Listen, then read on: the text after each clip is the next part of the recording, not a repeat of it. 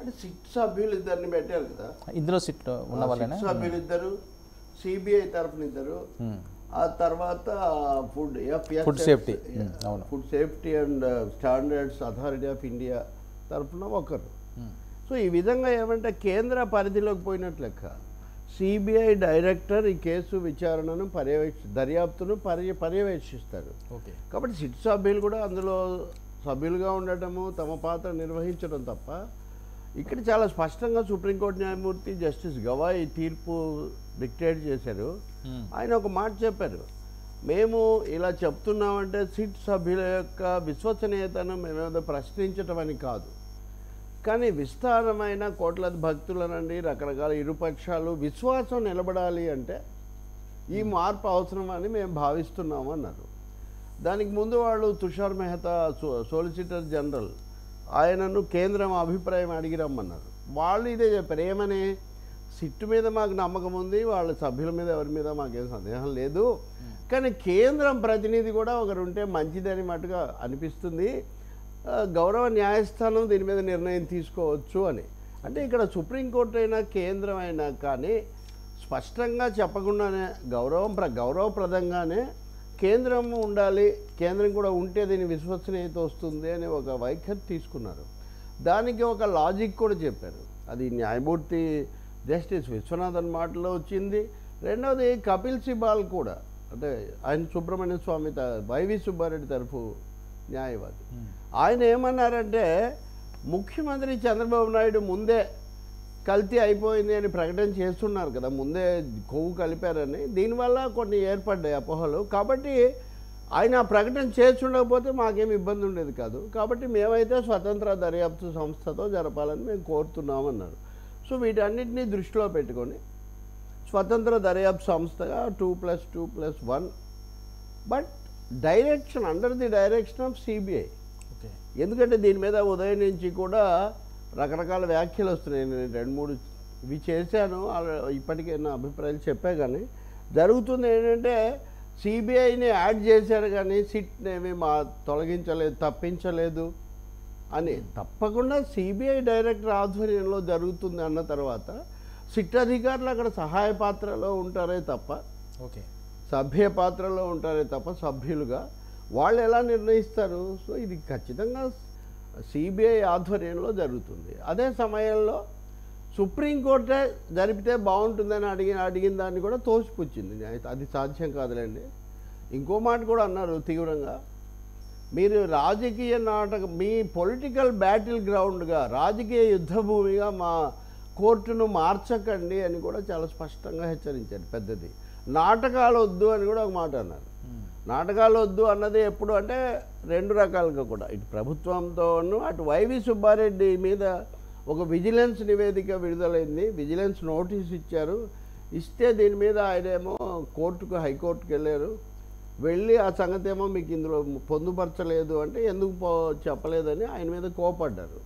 ఇంకా రెండో విషయం, ముందే ఎందుకు చెప్పారు, దీని మీద చాలా చర్చ జరిగింది వర్మ. దీని మీద రాజకీయంగాను మీడియా మీద కూడా వ్యాఖ్యలు, కోర్టు చేయలేదు ఆరోపణ. నిజం చెప్పాలంటే శ్యామలరావు ఈవో ఎవరైతే ఉన్నారో ఆయన చెప్పిందాన్ని మీడియా తప్పుగా ఇచ్చినందువల్ల అపార్థాలు వచ్చాయని టీటీడీ తరఫున మాట్లాడిన సిద్ధార్థ లూత్రా అంటారు. మీరు కూడా ఉన్నారు, అందరు చూశారు. ఆయన వనస్పతి కలిసింది, ఆ నెయ్యి మేము వాడలేదు, తిప్పి పంపాము, ఈ 2 స్టేట్మెంట్స్ ఆయన ముఖ్యంగా ఇచ్చారు. తర్వాత దర్యాప్తులో ఏం తేలుతుంది వేరు. అంటే ఎగ్జిక్యూటివ్ ఆఫీసర్ అలా చెప్తుంటే ముఖ్యమంత్రి ఎందుకు ఎలా చెప్పగలిగారు అనేది ఇక్కడ వచ్చిన ప్రశ్న. ఇప్పుడు ఏమంటున్నారు, ఇప్పుడు సిద్ధార్థ లూత్రా అలాగే ముకుల్ రోహతగి అప్పటికే మాకు కొన్ని నివేదికలు వచ్చాయి, అది అందుకనే ఆయన అన్నారు, అది కూడా 100 రోజుల వేడుక, ప్రభుత్వం వచ్చి 100 రోజులైన ఉత్సవం సభ జరుగుతుంటే దాంట్లో దీన్ని ప్రస్తావించారు. అంటే మీరు చూడండి ఎలాంటి సర్దుబాటు చేసుకున్నారనేది. తప్పకుండా కోర్టు ముందుగా మీరు ఏ విచారణ దర్యాప్తు లేకుండానే ఇలా ప్రకటించటం కోట్లాది భక్తుల భావాల మీద, మనోభావాల మీద ప్రభావం చూపింది అని వాళ్ళు చేసిన వ్యాఖ్యకు వాళ్ళు కట్టుబడి ఉన్నారు. అలా జరగలేదు, ఇలా జరిగింది, అలా జరిగింది అని చెప్పడానికి కొన్ని తంటాలు పడ్డారు. రోహతగి అయినా, లూత్రా అయినా, దానికోసం మీడియాని ఎందుకంటే నిందించటం? మీడియా ఏమి న్యూస్ పేపర్స్లో తప్పు వచ్చిందని మీరు అక్కడ చెప్పొచ్చు, కానీ మీడియా ఛానల్స్లో ప్రత్యక్ష ప్రసారం చేసిన ఛానల్స్, ప్రత్యక్షంగా వీక్షించిన భక్తులు ఉన్నారు కదా. కాబట్టి కొంత ఇబ్బందికరమైన అంశమే రాష్ట్ర ప్రభుత్వానికి, అంటే ముఖ్యమంత్రి ప్రధానంగా. మీరు చూడండి, ముఖ్యమంత్రి అలా మాట్లాడాలో తప్పేముందని పురంధేశ్వర్ లాంటి వాళ్ళు కూడా చాలా గట్టిగా సమర్థించిన పరిస్థితి. ఇంకా చివరకు లూత్రా ఏమన్నాడు అంటే ఒక దశలో there is no gag order అన్నాడు. ఏది గ్యాగ్ ఆర్డర్ మాట్లాడకూడదని ఏం లేదు కదా అని, అంటే మాట్లాడితే ఏముందండి అని. కాబట్టి అనేక కోణాల్లో ప్రభుత్వం యొక్క వైఖరి, ఇప్పటివరకు తెలుగుదేశం తరఫున వచ్చిన వాదనలు, వీటికి కొంత సుప్రీంకోర్టు తీర్పు ఎదురు దెబ్బ అని చెప్పక తప్పదు. అలానే ఇంకేమీ జరగలేదని వాళ్ళు ఏం చెప్పలేదు. ఒక మాట పదే వాడారు. ఆ వచ్చిన ఆరోపణల్లో ఏ కాస్త నిజం ఉన్నా కానీ అందరూ చాలా బాధపడతారు. అవును. కాబట్టి దీన్ని నిశ్శేషంగా దర్యాప్తు చేయాల్సిన అవసరం ఉంది. కాబట్టి ఆ దర్యాప్తు మీద కూడా ఎలాంటి సందేహాలు ఉండకూడదు. కాబట్టి మేము ఈ మిశ్రమంగా అందరినీ కలిపి ఒక స్వతంత్ర దర్యాప్తు సంస్థ నియమిస్తున్నాము. సో ముఖ్యమంత్రి ముందే చెప్పేస్తున్నారు కాబట్టి ఆ సంస్థ కుదరదు అని. అందువల్ల ఇది తప్పకుండా సిట్ ఇప్పుడు ఉండదు, అంతే కదా. ఉండే సిట్ రాష్ట్ర ప్రభుత్వ ఆధ్వర్యంలో ఉండదు, కేంద్ర ప్రభుత్వ ఆధ్వర్యంలో ఉంటుంది. రెండవది NDDB, national dairy development board, దానికి సంబంధించిన సిఎల్ఎల్ఎఫ్ వాళ్ళు ఏదో ఇచ్చిన నివేదిక ప్రామాణికం కాదు. ఇప్పుడు దేశమంతటికి అత్యున్నతమైన food safety and standards authority of India వాళ్ళు దీని మీద మళ్ళీ కొత్తగా దర్యాప్తు జరుపుతారు. మూడోది మీరు చూడండి సార్, ఏమాత్రం జరిగినా అన్న మాట వినడానికి చాలా బాగుండొచ్చు, కానీ జరిగిపోయింది, అయిపోయింది, పవిత్రతను మంట కలిపారు, భక్తుల భావాలు గాయపడ్డాయి, ఇన్ని మాటలు మనం మాట్లాడిన తర్వాత ఏమైనా జరిగిందేమో, ఎక్కడైనా ఉందేమో తేల్చండి మీరందరూ కలిసి అని కోర్టు చెప్పడం అన్నది తప్పకుండా ఈ దుమారం ప్రారంభించినప్పటికీ ఇప్పటికీ పెద్ద యూటర్న్ తీసుకుంది ఈ వ్యవహారం అని మనం చెప్పక తప్ప. ఇంకేం బయటకు వస్తాయి, ఏం లేదు అన్నది మనం చూడాలి. దీనికి కాలపరిమితి కూడా ఏం లేదు కదా సార్? కాలపరిమితి కూడా లేదు. ఇంకోటి మాట కూడా చెప్పింది కోర్టు, ఏంటంటే మేము ఈ కేసు యొక్క మెరిట్స్ డిమెరిట్స్లోకి పోవట్లేదు, జరిగిందా జరగలేదా లేకపోతే వాటిలోకి మేము పోదలుచుకోలేదు. కాబట్టి మేము ప్రస్తుతానికి ఇంతవరకు ఈ పద్ధతిలో మేము ఉండదలుచుకున్నాము. ఏమన్నారు court? saying that an independent body will inspire confidence. Saying that an independent body will inspire confidence. అంటే దాని అర్థం ఏంటండి? ఉన్నదాంతో కాన్ఫిడెన్స్ లేదనే కదా. ఇంకా ఇండిపెండెంట్ బాడీ కాదు, inspire confidence. The court substituted the SIT which was formed by the Andhra Pradesh government. So Andhra Pradesh government పెట్టినటువంటి దాని స్థానంలో దీన్ని తీసుకొచ్చింది. కాబట్టి చాలా స్పష్టంగా the SIT investigation will be monitored by CBI director. The court added, అదేం సందేహం లేదు దాంట్లో, కోర్ట్ యాడ్ స్పష్టంగా చెప్పింది CBI director. The court further clarified, వివరణ కూడా ఇచ్చింది. It is passing the order to assuage the feelings of the crores of devotees of Tirumala temple deity, and its direction should not be seen as a reflection on the credibility of the members of the present sit. కాబట్టి మేము కావాలని ఇదంతా చేస్తున్నామని చాలా స్పష్టంగా చెప్పారు. ఇంకొకటి ఏమో, the court also clarified that it has not observed anything on the merits of the allegations and counter allegations in the matter.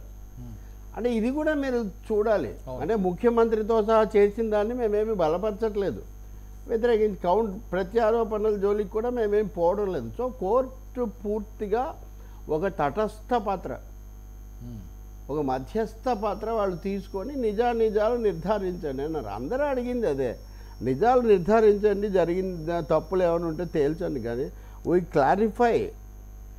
Clarify that we will not permit the court to be used as a political battle ground. It observed to the effect. కాబట్టి చాలా జరిగాయి. వెనక్కు తగ్గడానికి ఇంకో ఉదాహరణ కూడా మనం చెప్పాలి వర్మ. నిన్న కూడా మనం చర్చించాం. ఈ జడ్జీలు నమ్మకూడదన్నారు, వీళ్ళు జగన్ జడ్జి అన్నారు, క్విట్ ప్రోకో అన్నారు. నాట్ బిఫోర్ మీ దాకా కూడా అవన్నీ ఇప్పుడు ఏమీ లేవు ఇక్కడ. తీర్పు వచ్చింది, చంద్రబాబు నాయుడు గారు నేను స్వాగతిస్తున్నాను అన్నారు. అవును. ఆయన అన్న తర్వాత వైసీపీ నాయకులు మటుకు భూమన్ కరుణాకర్ రెడ్డి అయినా, అంబటి రాంబాబు, రోజా అందరూ కూడా ఇదేదో మాకు విజయం అన్న పద్ధతిలో వాళ్ళు మాట్లాడుతున్నారు.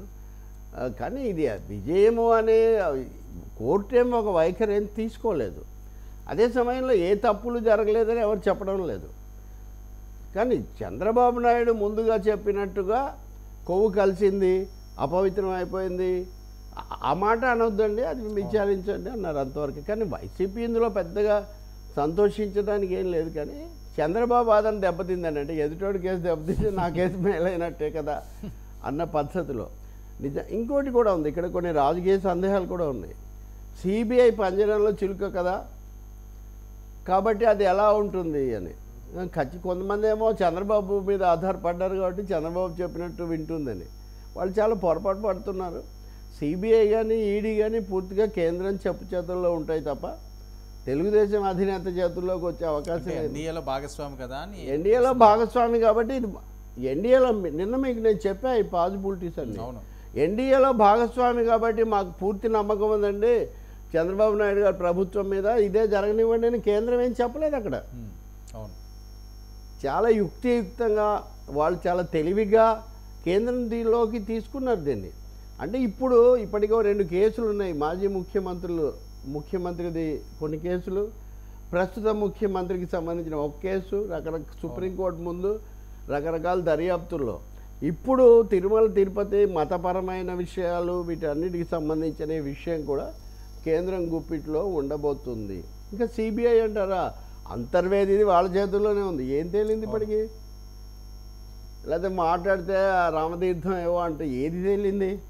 కాబట్టి సిబిఐ ఏది తేల్చిందని ఇదంత తొందరగా తేలుస్తారు అనేది కూడా ఒక పెద్ద సందేహం. పొలిటీషియన్స్ ఎవరైనా మాట్లాడకూడదు కదా సార్ దీని మీద?